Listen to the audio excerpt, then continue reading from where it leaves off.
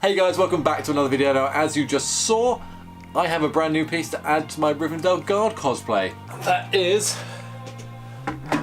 the helmet. Ooh, I'm excited by this one. Oh yes. There are helmets for this particular character which were made by United Cutlery, who made a lot of the replicas for The Lord of the Rings and The Hobbit, but at the moment, at current prices, those are running anywhere between 800 and 1,000 GB pounds, which is a bit much for me, so I decided that I was going to 3D print mine. I found an excellent file which I bought online, and then it was time to print it. Now, my 3D printer is a Prusa i3 Mark II. It's not got the biggest build volume, although I could split up the print and print it in different parts.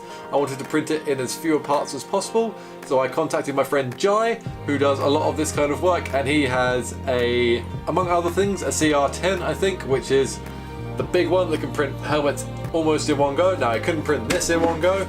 It's very tall, but he could print most of it in one go, and he did a great job also of scaling and sizing it for me.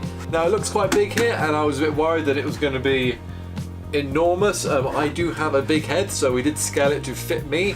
It looks still quite big, but when you actually look at my head going in there, it's actually pretty good. It's a little wide on the front, I think, but we're going to need padding and stuff inside. Now, my plan with this is to mold and cast it. This will be my first helmet molding and casting, so that's going to be fun. So to that effect, I wanted this to be easier to mold and cast, so this bit comes off. So we're going to mold and cast this separately. There is sort of a keyed section on the top here, and we've got separate little pegs. That one's glued in, I think, but to hold it in. So when we do a brush or mold to get this on, we'll do them separately. And then they all go together like so. Turns out this 3D model needs quite a bit of work.